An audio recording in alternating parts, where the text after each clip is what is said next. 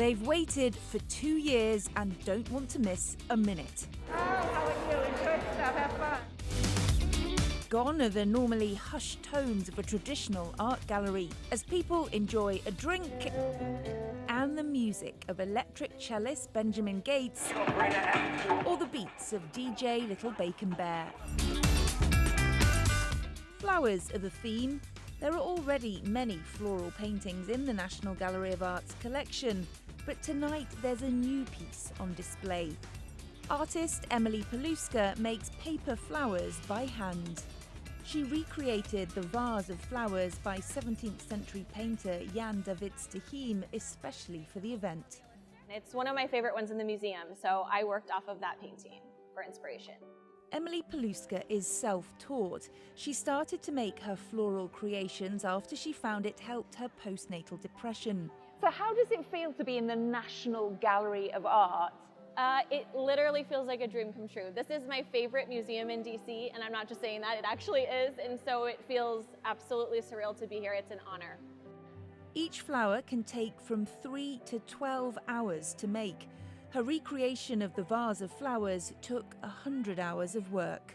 I used German and Italian crepe paper and glue.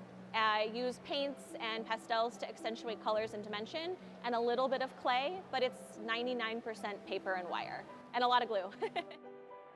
Korean by birth, Emily Paluska says her heritage is a major influence on her work. There's a lot of meaningful flowers in Korean culture, and actually what's interesting in Korea is you have a birth flower for every single day of the year, unlike here where there's a birth month flower, there's one every single day. So I think a lot about my Korean heritage when I make flowers. For example, these plum blossoms and chrysanthemums mean a lot in Korean culture, and so when I made these pieces, it was to honor my heritage. This is the first time the gallery has opened its doors at night since the pandemic. Personally, I'm just really excited that we're back. We're able to offer this again, and I think it's really exciting to be open in the evenings outside of our normal hours. So I think this is a great opportunity for people who can't make it during the weekday, can't make it on the weekends. It's a chance to engage, but also the programming is really more about making it a bit more casual. That gets Emily Paluska's approval. I think sometimes art can feel a little bit exclusive, like it's a little hard to break into. And I always say with my workshops, you should be having fun and that art is for everyone. So I really love sharing my love of flowers and art. And there is an abundance of both here. The flower theme spills outside the gallery walls as visitors get the chance to make their own floral creations.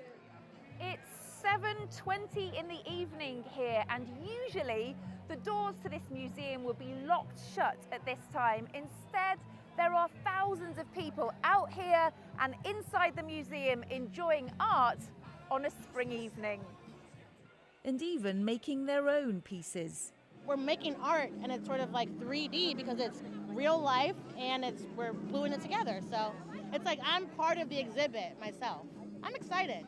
I always go to the museum during the day or on the weekend, and this was just a different way to look at art at night.